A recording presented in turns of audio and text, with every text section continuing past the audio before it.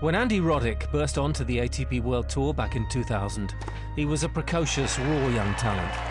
With the era of Sampras and Agassi beginning to fade, he emerged as the new face of American tennis. Exuding on-court charisma, he became a fan's favourite. His signature shot was his crushing serve. In 2003, he was crowned US Open champion at just 21, reaching world #1. But on his 30th birthday at this year's US Open, Andy had something to say. Thank you all for coming. I'll make this short and sweet. I've decided that this is going to be my last tournament. I don't know that I'm healthy enough or committed enough to go another year. I've always wanted to, in a perfect world finish at this event. I have a lot of family and friends here, and I've thought all year that I would know when I got to this tournament. And when I was playing my first round, I knew.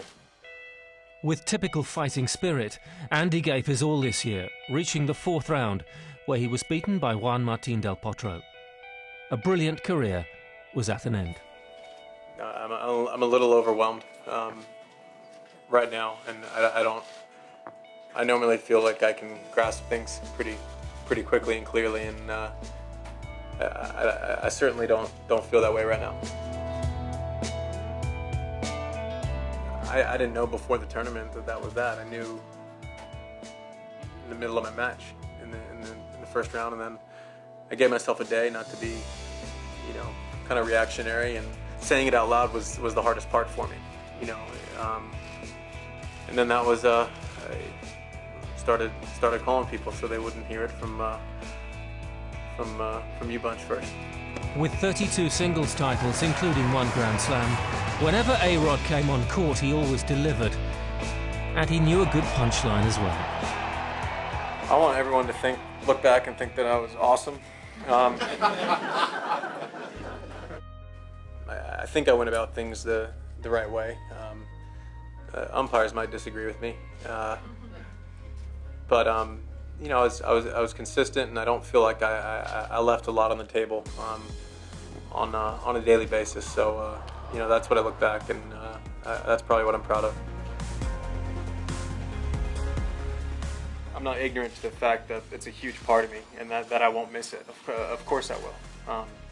I'm not pretending like there aren't going to be hard days, but I feel pretty settled in the decision, and I feel content and happy with it.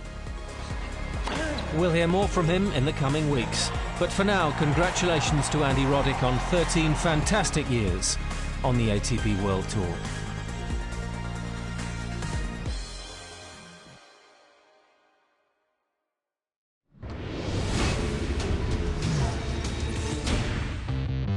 Next week on ATP World Tour Uncovered, presented by Rio, Robredo's return. We talk to Tommy about the long road to recovery. And as the race to London intensifies, we monitor the men in contention for a place at the Barclays ATP World Tour Finals. Don't forget to log on to atpworldtour.com for your 24/7 breaking news, and talk with us on Facebook and Twitter. See you next week.